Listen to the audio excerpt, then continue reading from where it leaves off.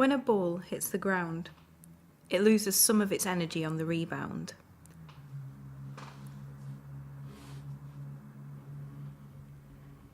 If its vertical velocity before was v downwards, then its vertical velocity afterwards is ev upwards, where E is known as the coefficient of restitution,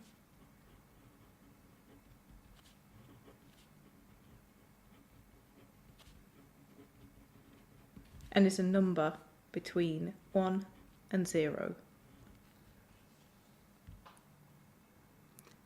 At each bounce, the ball loses some of its energy, and the bounces become smaller and smaller until the ball has stopped, but not before it's bounced infinitely many times. Let's calculate how long it takes to come to rest.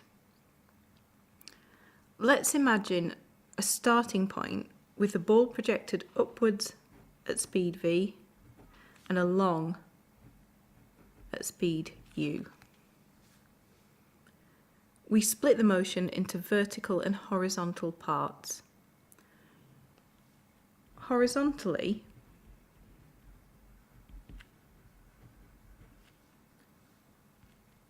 the speed is u, so the distance travelled after t seconds is just ut.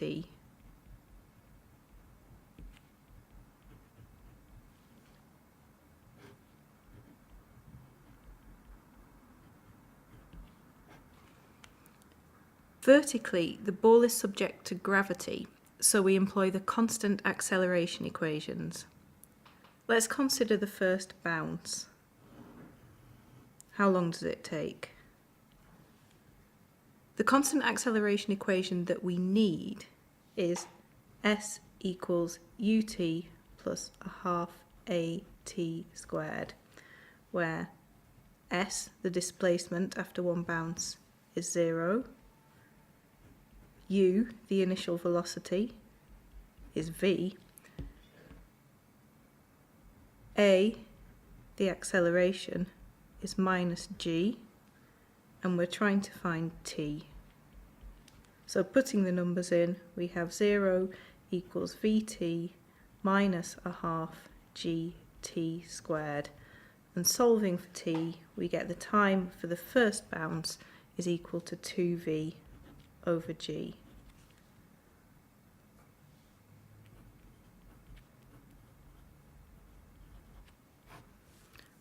What about the second bounce?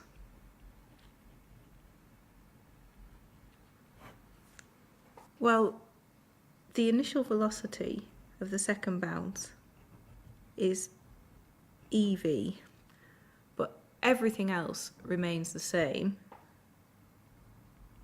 So that implies the time taken for the second bounce is 2ve over g. And similarly, the third bounce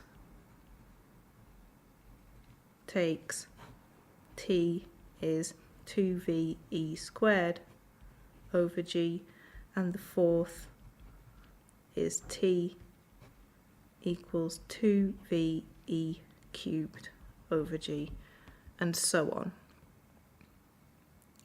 So if we add all these together, we can get the total time that the ball has bounced for, and that's equal to t is 2v over g plus 2ve over g plus 2ve squared over g plus 2ve cubed over g, and so on.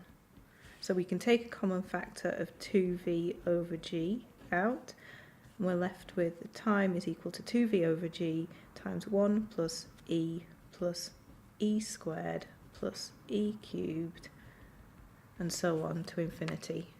So this is called an infinite series.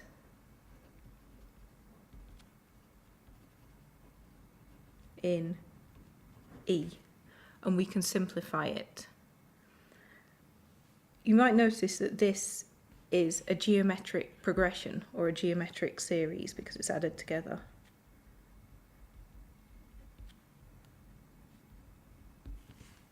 it's got start term, A is 1, and it's got common ratio, R is E.